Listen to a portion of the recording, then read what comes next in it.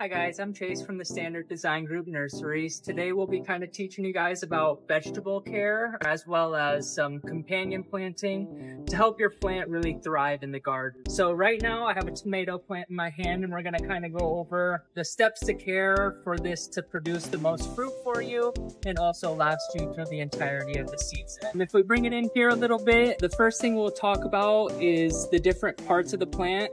So here you're going to have your sun leaves, your major just gathering sunlight. Here you're going to have a fruit stem to where you're going to have all of your fruit coming off of as well as your leaves. And then if you look in between the sun leaf and the stem, you're going to find something that you don't want, which is called a sucker.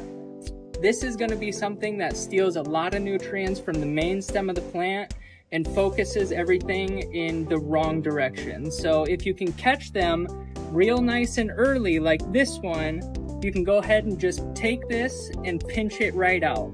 That's gonna make the focus of the plant in this main fruiting stem, so that way you're not separating everything that the plant is taking in 10 different directions. The sooner you catch them, the easier it is to kind of pull them out. They get big, like the one I showed you here. It's no problem to take some nippers and get that cut out of there, no matter the point of where it's at in the growing stage.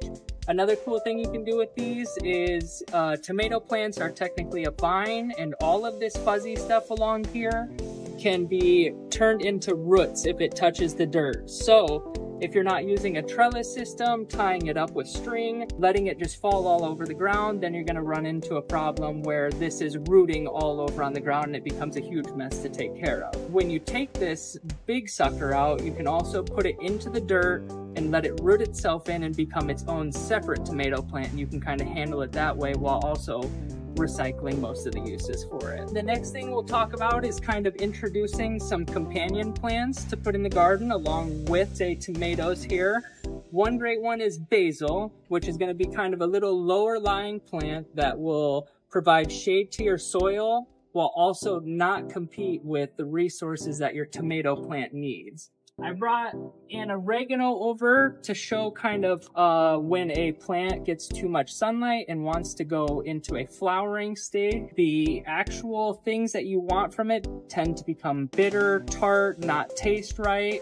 A great way to keep this under control is by harvesting often. These are fast-growing plants, especially when you give them the right requirements to grow. Simply coming through once every couple days and topping off what you need, or surplus. These are great things to hang dry, use throughout the year, throughout winter time, so that way you're constantly using what you get from the garden. Another great thing to bring in for your pollinators, which are gonna spread your pollen between your fruiting plants, would be some annual flowers.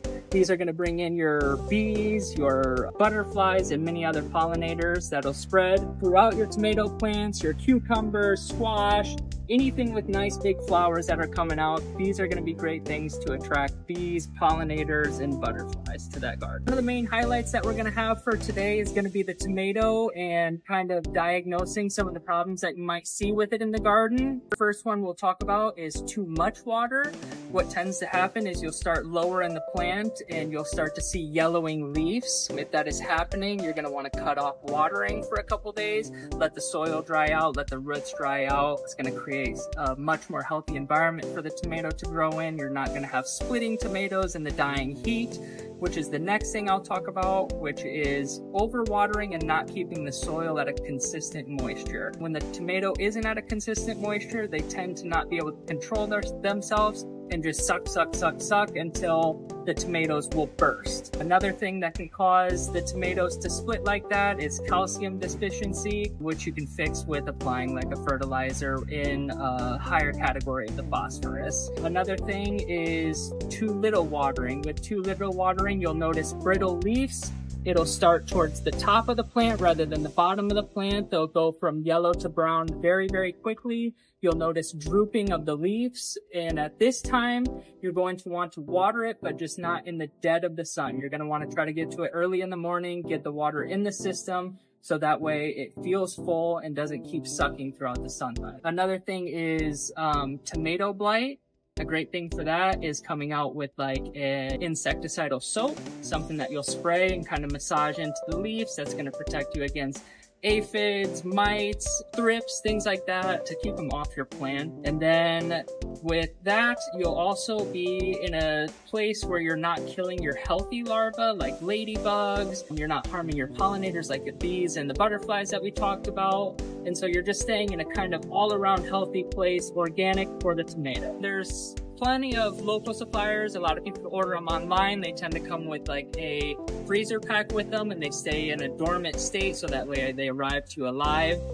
You just release them in your garden. They tend to stay in about a 1 mile radius of where they were initially put. And especially if you have a big problem to them, they're not going to go searching out for food when they have it right there on the plants.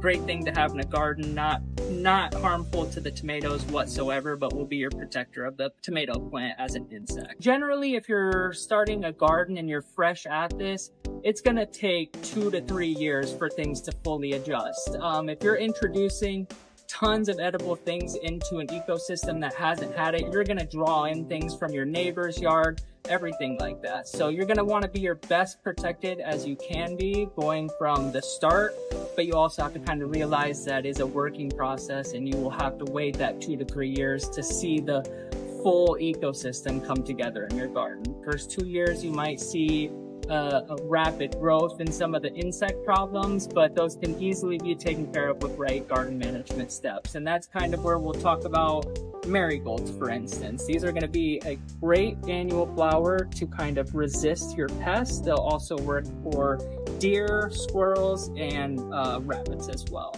So incorporating these along with your tomato plants is going to provide the shade for the soil, and then you're also going to detract your unwanted pests for your plants. So what you'll want to do is find the correct spacing. For a marigold, you're going to want to be about 1.5 feet away. If you are training the tomato plant upwards, whether with a cage or a string, you can tend to get these a lot closer together, but you will want to keep in mind how big this will grow over the entire season. So making sure to not get it in here and suffocate the tomato plant.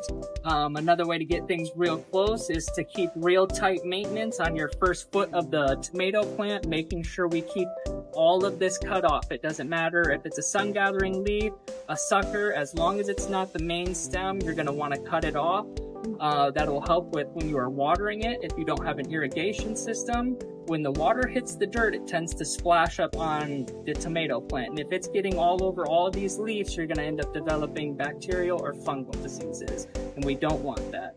So having something like a marigold to catch the brunt of the watering is much more better for your garden. So anything that you kind of want to keep rodents or insects out of, you're going to want to use something like this. They tend to be more fragrant, and that's something that really sends a no-no signal to them. So picking something like a marigold or a mint is another great one. You'll want to be careful with the mint and keep it in a pot, but that's going to be another very smelly one that they say no to. So if you notice your mint is trailing down the side of the pot, or you are planning on it doing that, I would keep it on some form of concrete. At least keep it a couple feet away from the grass. If you do have something for some reason snap off and even fall into the grass, mint is something that's just going to run with it, and you're going to have your mint planted for the entire neighborhood rather than just keeping the pests out of your garden. All right, so next thing we'll be talking about today is correctly fertilizing your plants throughout the season. So I have 2 examples here, one that fruits in the tomato, and then one that is just a leaf, and that's going to be your lettuce. Your lettuce can still get to a point where it shoots up a seed and then goes that route, but that goes along with the herbs and making sure you get out to the garden and harvest as soon as possible. That's going to keep the plant from focusing on seeding and regrowing new leaves instead. Right here, I have a good all-purpose fertilizer, 444 across the board. For anybody that's not familiar, your first number is going to be your nitrogen, the next number is going to be your phosphorus, and the last number will be your potassium. Nitrogen is a good thing for plant growth, getting the leaves out of the ground. It's a great thing to put in the soil to wake plants up from dormancy. Things like lettuce that are mainly a leaf vegetable doesn't need anything to work on flowering, shooting buds up. It still contains some of your potassium potassium in there just for overall plant health. And then the phosphorus mainly to facilitate the things that your plant can't take out of the soil on its own and working those through the plant system. I brought out just another vegetable fertilizer. You'll notice that this one isn't even across the board. This is one that you would use midway through the season when your plant is showing signs that it will go to fruiting. So you still have some nitrogen in there to keep the plants working on putting leaves out. And then coming into your phosphorus, we're gonna raise that a little bit to indicate to the plant that it can go into working on the fruit rather than the leaves. And then with your potassium here, we're still putting that in there just because it's something that works in an all-around way for your plant. It just facilitates great plant health. A good way to remember your fertilizers is your nitrogen is going to be your up. It works on getting that plant out of the ground, working on putting its vegetation out. Your potassium is going to be your down. That's going to work on the roots, pulling things out of the soil such as calcium. And then your potassium is going to be just your all-around plant health. So if you can remember up, down, all around, you'll always remember what the NPK stands for. I just want to thank you guys for coming by. This is Chase from the Standard Design Group Nurseries. Don't forget to like, comment, and subscribe. Thank you.